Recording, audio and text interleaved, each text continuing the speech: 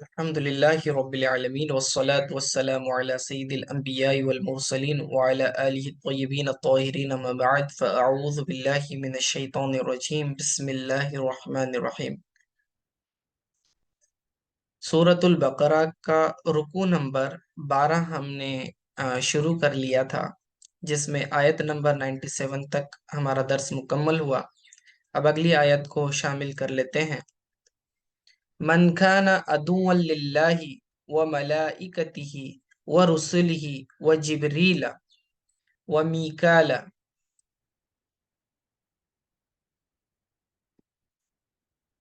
फ़इन्नल्लाह अदुव्वुल लिलकाफिरीन।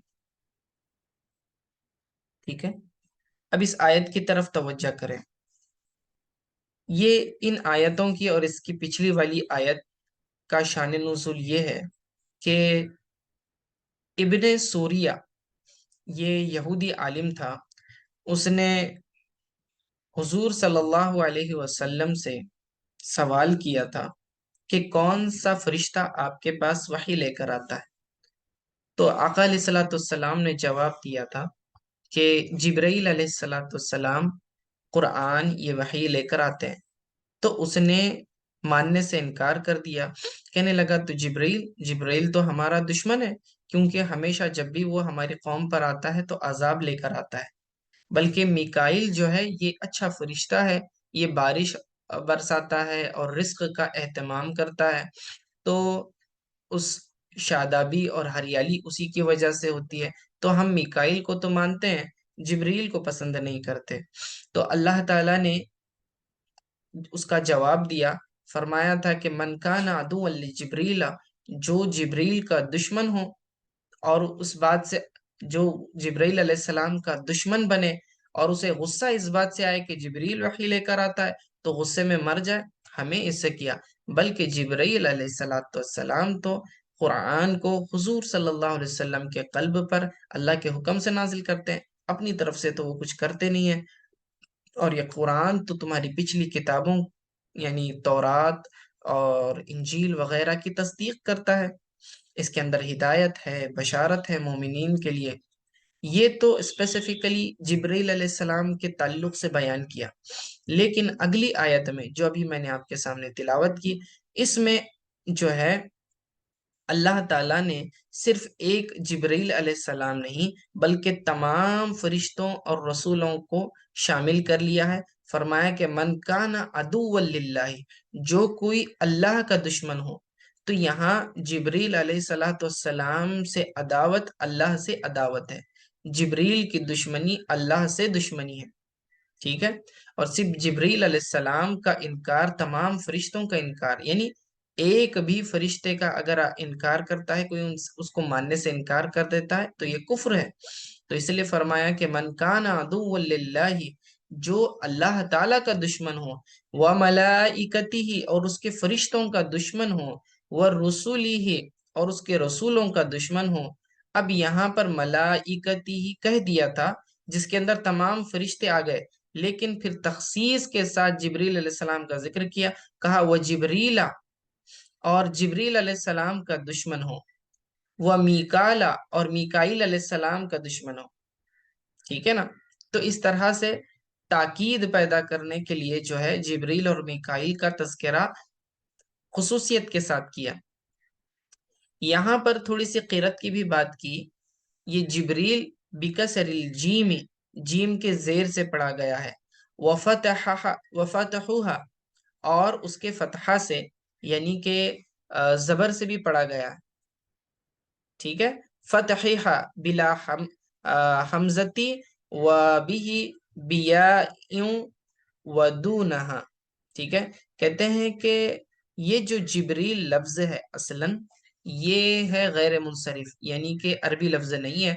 तो अजमी लफ्ज रहने की वजह से इसको जो है गैर मुनसरिफ पढ़ा गया। लाम के ऊपर जबर आता है, इस पर तनवीन नहीं आती। ठीक है, अच्छा, इसकी जो किरतें हैं इसमें कुल 13 किरतें हैं, यानी 13 तरीकों से लफ्ज जिब्रील को पढ़ा गया है। ठीक है, जिसमें से मशहूर 3 है। तो उसमें से एक तो ये है जो आपके सामने जिब्रील, ठीक है, बिला हमजे के। दूसरा जिब्राइल, یہ دوسری قرت ہو گئی حمزہ کے ساتھ، را کے بعد حمزہ، جبرائیل، اور تیسری جیم کے زبر کے ساتھ جبرائیل، ٹھیک ہے، تینوں طریقے سے پڑھنا درست ہے، ایک یہ قرت ہو گئی۔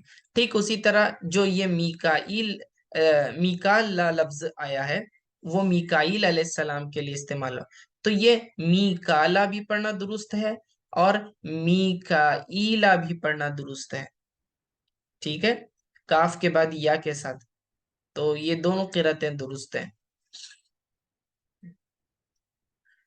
آگے فرماتے ہیں وہ میکالا عطف علی ملائکتی، ٹھیک ہے، علی الملائکتی، یہ جو میکائیل اور جبرائیل کا جو عطف ہے وہ فرشتوں پر ہے، ٹھیک ہے، اور عطف خاص کا جو ہے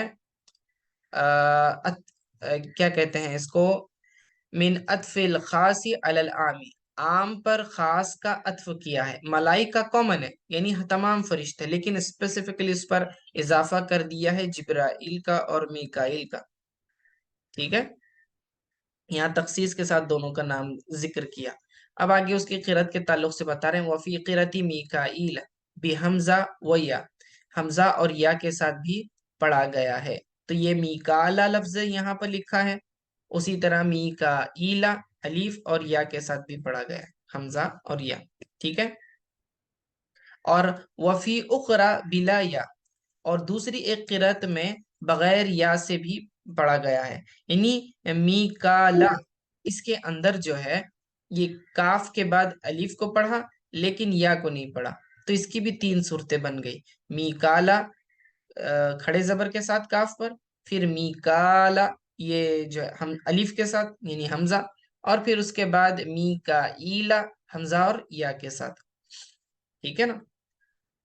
فَإِنَّ اللَّهَ عَدُوٌّ لِّلْكَافِرِينَ، تو بے شک اللہ تعالی دشمن ہے کافروں کا، عدوٌ کہتے ہیں دشمن کو، للکافرین کافروں کا، تو یہاں پر لفظ کافر استعمال کیا یہ بتانے کے لیے جو کوئی دشمنی اختیار کرے اللہ سے اور انکار کرے فرشتوں کا یا کسی رسول کا یا ان میں سے کسی ایک ہی فرشتے کا چاہے کرے، چاہے وہ جبریل ہوں یا میکائیل ہوں، تو اللہ نے فرمایا کہ یہ تمام کے تمام کافر ہیں اور اللہ تعالیٰ جو ہے بے شک کافروں سے دشمنی رکھتا ہے، ٹھیک ہے، یہ بات ہو گئی۔ اوقعہ موقع لہم بیانا لحالہم، ٹھیک ہے، یہ ان کا حال ہے کہ وہ جو ہے دشمنی رکھتے ہیں فرشتوں سے، چاہے وہ ایک سے رکھے یا سب سے رکھیں، تو اللہ تعالیٰ نے انہی کے جو ہے حال کے مطابق کلام کیا ہے کہ اللہ بھی جو ہے پھر کافروں سے دشمنی رکھتا ہے۔ وَلَقَدْ أَنزَلْنَا إِلَيْكَ، اب یہ خطاب حضور صلی اللہ علیہ وسلم کو ہے، یا محمد صلی اللہ علیہ وسلم، وَلَقَدْ أَنزَلْنَا إِلَيْكَ، اور بے شک ہم نے نازل کیا آپ کی جانب، آپ کی طرف، آیات بینات، واضح نشانیاں، ٹھیک ہے، واضح آیات ہم نے آپ کی طرف نازل کی، ای واضحات، یہ کیا ہے، یہ حال بن رہا ہے، بینات یعنی واضحات، بینات کا مطلب ہوتا ہے جو چیز کلیئر کٹ ہو، بہت ہی آپ کے سامنے اوپن ہو، واضح ہو، اس کو بین کہتے ہیں، ٹھیک ہے، ای واضحات، یہ اس کا حال بن رہا ہے، یعنی آپ کو جو ہم نے آیات دی ہیں وہ ایسی حال میں ہے، ایسی آیات ہیں جو کہ خود اپنے آپ میں وضاحت کرنے والی ہیں، کلیئر کٹ ہیں۔ یہ رد ہے ابن سوریہ کا، کہ رد لقول ابن سوریہ للنبی صلی اللہ علیہ وسلم ما جئتنا بشیء، کہ اس نے یہ کہا تھا کہ آپ کے پاس کوئی چیز نازل نہیں ہوتی، اور ایک قول کے مطابق ہاں ٹھیک ہے، تو آپ کی طرف جو ہے کوئی چیز نازل نہیں ہوتی، اس بات کا اس نے انکار کیا تھا، تو جو ہے اللہ رب العزت نے اس کا انکار کیا اور فرمایا وَلَقَدْ أَنزَلْنَا إِلَيْكَ، بے شک ہم نے آپ کی طرف نازل کیا، کیا چیز نازل کی، آیات بینات، واضح آیات ہم نے آپ کی طرف نازل کی، وَمَا يَكْفُرُ بِهَا، اور کفر نہیں کرتا ان کا، یعنی اس کا انکار نہیں کرتے مگر الا الفاسقون، سوائے فاسقوں کے، یعنی کہ کافر جو ہے اس کا انکار کرتے ہیں، ان آیات کو، قرآن کی آیات کو، ان علامتوں نشانیوں کو نہیں مانتے، اور یہ ان کا فسق ہے۔ یہ فسق جو ہے یہ کفر ہے ان کا، کیونکہ قرآن کی آیتوں کا انکار کرنا یہ کفر ہے۔ کفروا بہا فرمایا، ٹھیک ہے، وما یکفروا بہا الا الفاسقون، اور اس کا انکار نہیں کرتے مگر فاسق لوگ، یعنی کافر لوگ ہی جو ہے ان آیتوں کا انکار کرتے ہیں۔ او کلما عاہدوا، اور جب کبھی انہوں نے عہد کیا، عہدن نبذہ فریق منہم بل اکثرهم لا یؤمنون، ٹھیک ہے۔ اب اس کے اندر اللہ رب العزت فرما رہا ہے، او کلما عاہدوا، کیا جب کبھی انہوں نے عہد کیا، عہدن خاص پختہ عہد، ٹھیک ہے۔ اب یہاں کس عہد کی بات ہو رہی ہے اور اس کی شان نزول کیا ہے؟ تو مالک بن سیف نام کا یہودی تھا، تو رسول اللہ صلی اللہ علیہ وسلم نے جب اس کے سامنے بنی اسرائیل سے لیے گئے وعدوں کا تذکرہ کیا تو اس نے ان وعدوں کو ماننے سے انکار کر دیا، تو اللہ تعالیٰ نے یہ آیات نازل فرمائی اور کہا اوَكُلَّمَا عَاهَدُوا، یعنی کہ جب کبھی انہوں نے اللہ کے ساتھ عہد کیا، کس بات کا عہد؟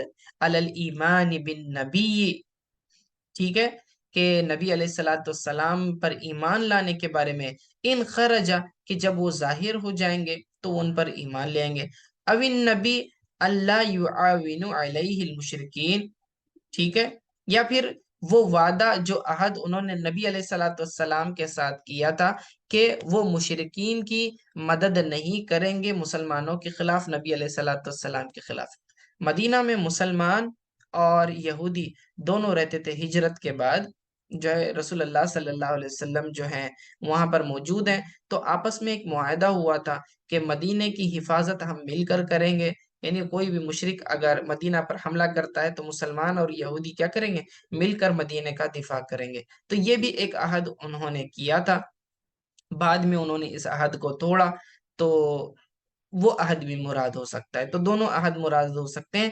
تو فرمایا او کلما عاہدوا عہدا، کہ جب کبھی انہوں نے عہد کیا اللہ تعالیٰ سے اس بات کا کہ وہ یا تو نبی علیہ الصلوۃ والسلام کی جو پر ایمان لائیں گے یا ان کی مدد کریں گے، ٹھیک ہے، نبذہ، تو انہوں نے ایک طرف کو پھینک دیا، اس عہد کو چھوڑ دیا، اگنور کر دیا، فریق منہم، ان میں سے ایک فریق، یعنی یہودیوں میں سے ایک گروہ ایسا ہے جو اپنے کیے ہوئے وعدے پر قائم نہیں رہتا، بلکہ اپنے وعدے کو بھلا دیتا ہے، اپنے پسے پشت ڈال دیتا ہے، ٹھیک ہے، بل اکثرهم لا یؤمنون، بلکہ ان کا حال یہ ہے، ٹھیک ہے، اکثر لوگ تو ایمان والے ہیں ہی نہیں، اور جو ایمان والا ہوتا ہے وہ اپنے وعدے کا پکا ہوتا ہے، اپنے وعدے پر پختگی کے ساتھ کاربند ہوتا ہے،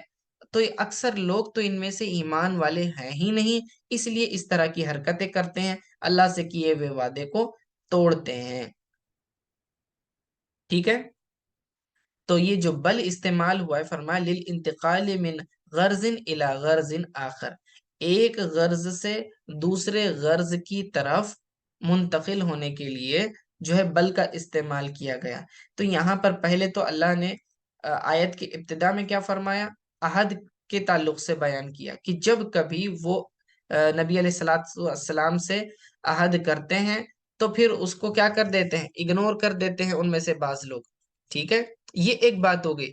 تو یہ بات کرتے کرتے بل درمیان میں لا لیے اور یہاں سے بات کو جو ہے ٹرن کر دیے، اور وہ ٹرن کیا ہوا؟ فرما اکثرهم لا یؤمنون، ان کے ایمان کی طرف بات کرنا شروع کر دیا، یہ کہا کہ پھر وہ اکثر ان میں سے ایسے ہیں جو ایمان والے نہیں ہیں۔ پہلے ان کے عمل کے تعلق سے بات ہو رہی تھی، پھر بات کو فوراً ٹرن کر دیا ان کے ایمان کی طرف، ٹھیک ہے۔ تو یہ بل جو ہے انتقال کے لیے ہے، یعنی منتقل ہونا، ٹرانسفر ہونا، ایک غرض سے دوسرے غرض کی طرف اس کے لیے استعمال کیا ہے. ٹھیک ہے.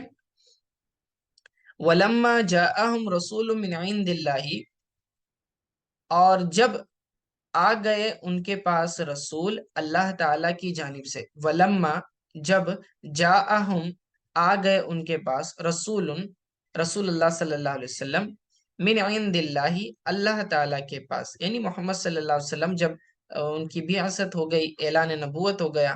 مصدقا لما معاہم، تصدیق کرتے ہیں، لما معاہم، جو ان کے پاس ہے. نبذ فریق من الذین اوتوا الکتاب کتاب اللہ وراء ظہورہم کأنہم لا یعلمون.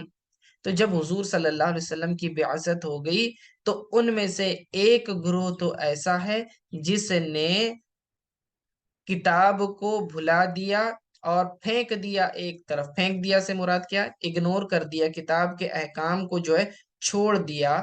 کتاب اللہ سے مراد یہاں پر تورات ہے. وراء ظہورہم، پیٹھ کے پیچھے، ان کے پیٹھ کے پیچھے پھینک دیا. ٹھیک ہے. یعنی کیا مطلب ہوا؟ اَيْ لَمْ يَعْمَلُوا بِمَا فِيهَا، یعنی جو تورات کے اندر حکم ہے اس پر عمل کرنا چھوڑ دیا.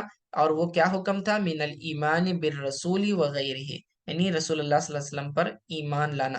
کأنہم لا یعلمون، گویا کہ وہ اسے جانتے ہی نہ تھے. ٹھیک ہے. اب یہ ان کی شدت کو بیان کیا جا رہا ہے.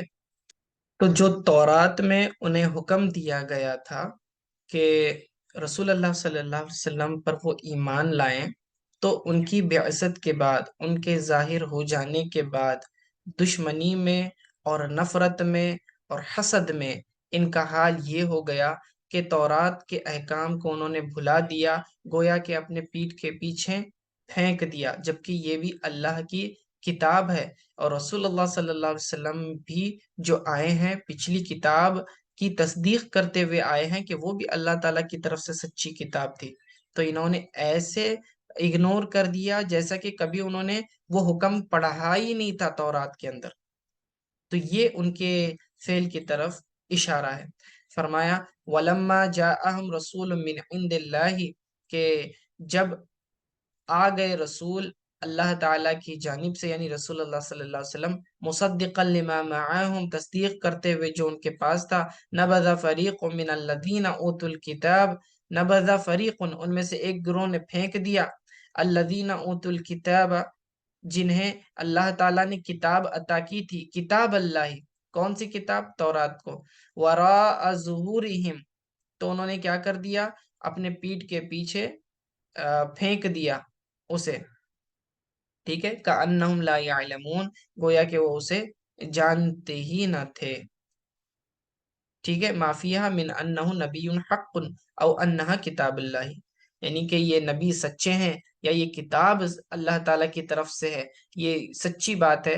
اس طرح کی بات گویا کہ کبھی انہوں نے پڑھی نہ ہو، اس طرح سے انہوں نے اگنور کر دیا. اب یہاں سے بہت ہی اہم مضمون شروع ہو رہا ہے. وَاتَّبَعُوا مَا تَتْلُو وَاتَّبَعُوا مَا تَتْلُو الشَّيَاطِينُ عَلَى مُلْكِ سُلَيْمَانَ. ان آیتوں کو سمجھنے سے پہلے بیک گراؤنڈ سمجھ لیں. یہاں تک تو یہود کے تعلق سے یہ بتایا گیا کہ تورات جو کہ اللہ تعالیٰ کی کتاب تھی، اتنی معزز کتاب، اللہ کا کلام ہے، اور اس کے بعد قرآن جو کہ اللہ تعالیٰ کا کلام ہے، یہ سامنے آنے کے بعد انہوں نے اس کو انکار کر دیا. بلکہ یہ فرمایا جا رہا ہے کہ قرآن تو قرآن، خود ان کی اپنی کتاب تورات کو بھی انہوں نے اس کے ساتھ کیا حال کیا. وہ کہتے ہیں کہ انہوں نے تورات کو چھوڑ کر، اللہ کے کلام کو چھوڑ کر شیطان کے کلام کو لے لیا. اب شیطان کا کلام کیا تھا؟ شیطان کیا پڑھ کر انہیں سنایا کرتا تھا؟ تو کہتے ہیں کہ اس سے مراد وہ کلمات ہیں جس کے ذریعے لوگ جادو کرتے ہیں. ٹھیک ہے.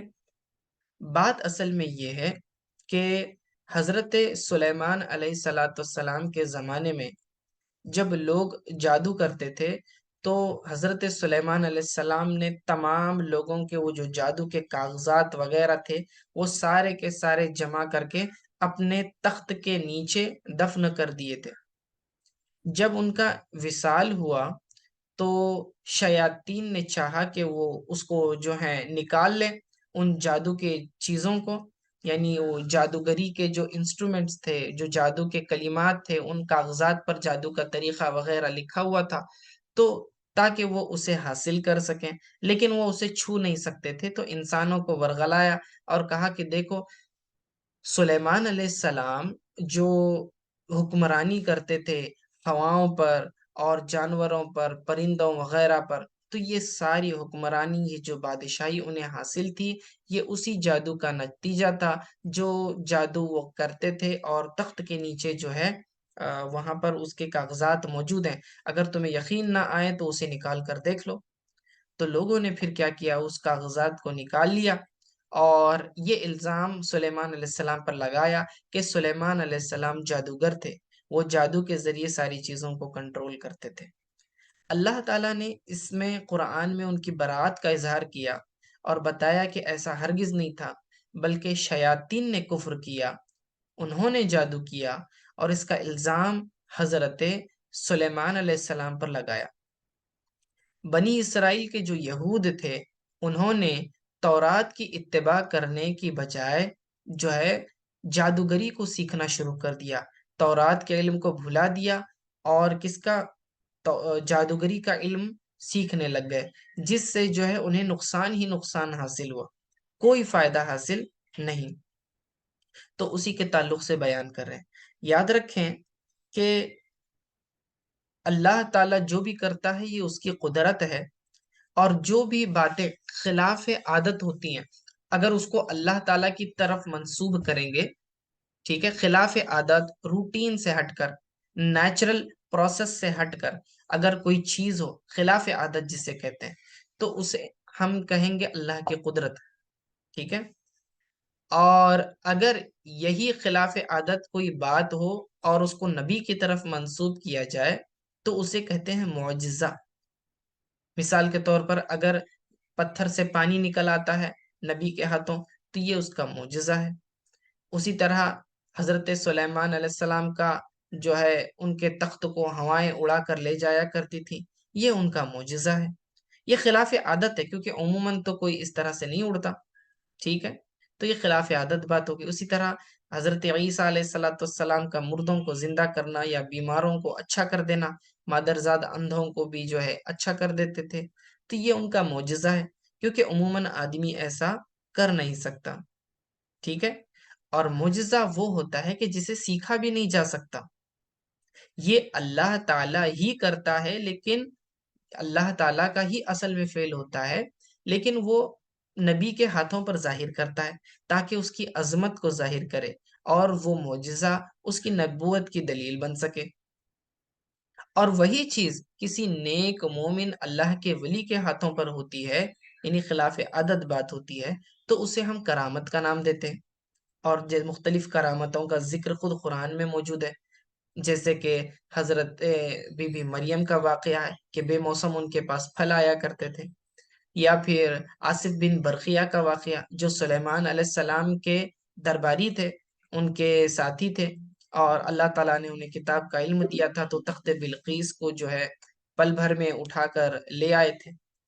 تو یہ خلاف عادت بات اگر انسان سے جو ہے کسی مومن سے ہو جائے، نیک متقی پرہیزگار اللہ کے ولی سے ہو جائے، تو اسے کرامت کا نام دیتے، لیکن کرنے والی ذات اللہ کی ہی ہوتی ہے، یعنی کہ قدرت بھی اللہ کی ہے، معجزہ جو پیدا کرنے والا ہے وہ بھی اللہ کرتا ہے، اور ولی جو کرامت جس کا ظاہر ہو جاتی ہے تو وہ بھی اللہ ہی کا فعل ہوتا ہے، یعنی اللہ کے علاوہ کوئی اپنی مرضی سے یہ نہیں کر رہا ہوتا، بلکہ وہ اللہ کی مرضی شامل ہوتی ہے اور اللہ وہ کر رہا ہوتا ہے، ٹھیک ہے نا۔ اور پھر اس کے بعد جو تیسری بات ہے، آخری، وہ ہے جادو۔ جادو کا مطلب یہ ہوتا ہے کہ شیاطین سے مدد طلب کرنا، مخصوص کلمات پڑھ کر شیاطین سے مدد طلب کرنا، جس کے ذریعے وہ شیاطین، اور جو برے جنات ہوتے ہیں انہیں شیاطین کہا جاتا ہے، تو وہ کیا کرتے ہیں، ان انسانوں کی مدد کرتے ہیں اور آپ کو وہ چیزیں خلاف عادت نظر آتی ہیں، ٹھیک ہے؟ تو جادو کا عمل بھی جو ہے بغیر اللہ کی اجازت کے اثر نہیں کر سکتا۔ جو بھی چیز ہے اس میں اثر پیدا کرنے والی ذات اللہ ہی کی ہے، لیکن بندہ خود طلب کرتا ہے، شیطانوں کے ذریعے اس کی مدد طلب کرتا ہے، اور اس فعل کو کرنے کو جو ہے جو اس پر راضی ہوتا ہے، تو یہ ہے جادو۔ اس میں مدد شیاطین کی ہوتی ہے۔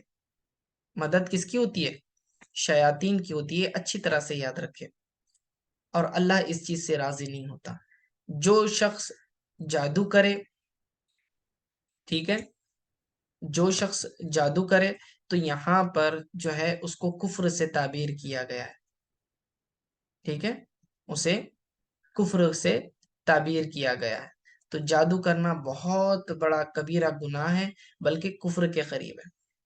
تو بالکل اس سے بچنا چاہیے، اور ہماری شریعت میں یہ بالکل حرام ہے، اور پچھلی شریعتوں میں بھی اس سے انہیں منع کیا گیا تھا، لیکن وہ جان بوجھ کر اس جادو کے علم میں گھس جاتے اور اسے سیکھنے کی کوشش کرتے۔ تو سلیمان علیہ السلام کے زمانے میں بھی جب انہوں نے ان سے روکا اور ان کے تمام کاغذات کو ضبط کر کے اپنے تخت کے نیچے دبا دیا تھا، بعد میں جب وہ نکالے گئے تو انہوں نے سلیمان علیہ السلام پر الزام لگایا، تو اللہ نے فرمایا کہ ملک سلیمان میں شیاطین نے جو ہے اس طرح کی سازشیں کی تھی، اور سلیمان علیہ السلام نے کوئی کفر نہیں کیا، بلکہ شیاطین نے کفر کیا، اور وہ کیا کرتے تھے؟ لوگوں کو سحر یعنی جادو سکھایا کرتے تھے۔ پھر اللہ تعالیٰ نے دو فرشتوں کو بھی نازل کیا۔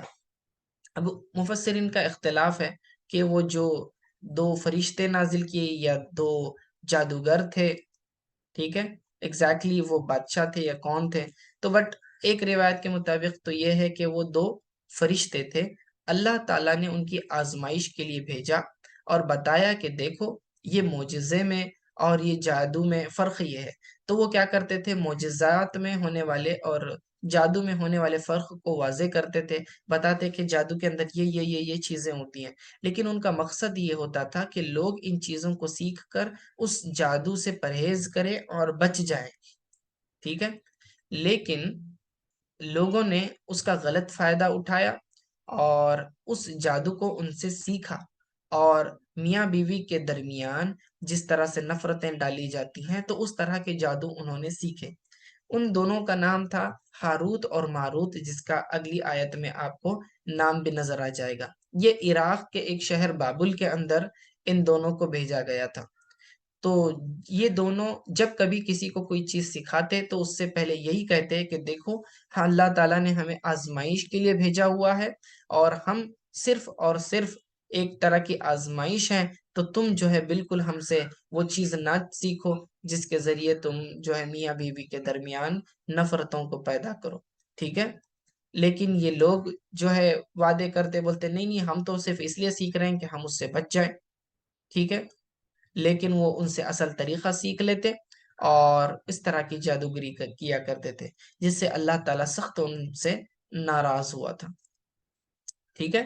اب یہاں پر یہ مضمون لانے کا مقصد یہ ہے کہ بتلانا یہ ہے کہ یہود کو جب تورات دی گئی، اسے پڑھ کر اس پر عمل کرنے کا حکم دیا گیا، تو جس چیز کا حکم دیا گیا اسے تو چھوڑ دیا، اور جس چیز سے منع کیا گیا اس شیطانی کلمات کو، منتروں کو پڑھنے لگے اور جادو کرنے لگے۔ تو یہ بڑی ہی قبیح حرکت تھی کہ جو کام کرنے کہا گیا وہ نہیں کرتے، اور جس چیز سے منع کیا گیا اس میں گھسے چلے جا رہے ہیں۔ تو اس چیز کی اللہ تعالیٰ نے توبیخ کی، اور آگے اسی کا تذکرہ اگلی آیت میں، بڑی آیت ہے، اس کے اندر اسی چیز کا پورا تذکرہ ہے کہ سلیمان علیہ السلام کے ملک کے بارے میں اور ہاروت و ماروت کے بارے میں، ٹھیک ہے۔ وہ اگلی درس میں ہم آیت شامل کریں گے۔ آج کے لیے اتنا کافی، وصلی اللہ تعالی علی خیر خلقہ محمد و آلہ وصحبہ اجمعین برحمتک یا ارحم الراحمین۔